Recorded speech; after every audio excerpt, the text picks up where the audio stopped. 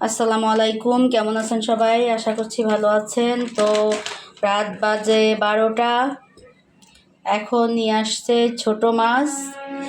এখন এই মাছগুলো আমি কাটবো, এখনই কেটে রেখে দিব। আর এই মাছের, এটা বিলের মাছ। এই মাছের মধ্যে অনেক রকমের মাছ থাকে।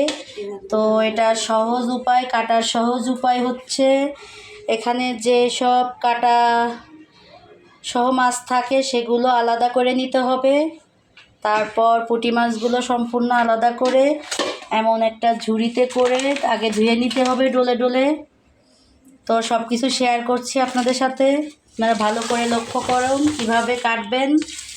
অর্ধেক রাতে মাছ আনলে কীভাবে কাটতে হয় একটু আপনাদের সাথে শেয়ার করছি, দেখেন। তো এভাবে একটা ব্যাগ হাতে নিয়ে এভাবে ডলে ধুয়ে নেবেন। তো আপনাদেরকে সব দেখাবো, শেয়ার করবো, সাথেই থাকেন। এই তো বন্ধুরা দেখেন, তো এটা কিছুক্ষণ ডলে নেওয়ার পরে ঝুড়িতে সব আঁশগুলো উঠে চলে গিয়েছে। আর একটু ডলা দিলে পুরো আঁশই চলে যাবে, তারপরে কাটতে অনেক সুবিধা হবে। কাটাটাও শেয়ার করব, দেখাবো। তো এভাবে কাটবেন, কেউ স্বামীদের উপরে রাগ করবেন না।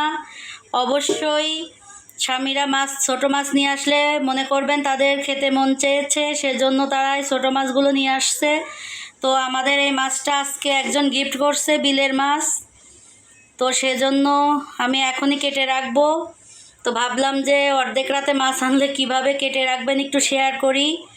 তো পুঁটি মাছ, ছোটো মাছ হলে এভাবে অবশ্যই ধুয়ে নেবেন একটু ঝুড়িতে করে, তাহলে আঁশগুলো চলে গেলে কাটা সুবিধা হবে। এই যে বন্ধুরা, তো দেখেন ধোয়ার পরে মাছটা কত সুন্দর খসখসে হয়ে গিয়েছে। আর এখন এই মাছটা কাটতে টাইম লাগবে না, এটা অর্ধেকের বেশি ধোয়া হয়ে গিয়েছে। আর শুধু এখন এই কাটা আর মাথাটা ফেলে দিব, দিয়ে আমি আর 2-3 ধোয়া দিয়ে আমি ফ্রিজে রেখে দিব, তাহলেই আমার মাছ কমপ্লিট। তো এখন এটা কাটতে আর টাইম লাগবে না, দেখেন কত সুন্দর হয়েছে, খসখসে হয়ে গিয়েছে। তো এখন আমি মাছটা কেটে নিব, কাটাটাও আপনাদের সাথে শেয়ার করব। আমার বলবো, এই তো বন্ধুরা দেখেন, তো মাছগুলো এভাবে এখন আমি কেটে নিব। তো দেখেন কত সুন্দর হয়েছে, পরিষ্কার হয়ে গেছে, গায়ে কোনো ফোর পাকনা নাই, আঁশ নাই। তো এভাবে এখন পুরো মাছটা আমি কেটে নিব। তো দেখতে থাকেন, সব কিছু শেয়ার করব, দেখাবো।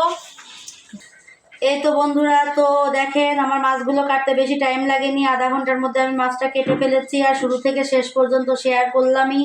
তো এভাবে মাছ কেটে ফেলবেন, তাহলে ছোট মাছ কাটতে আর বেশি কষ্ট হবে না।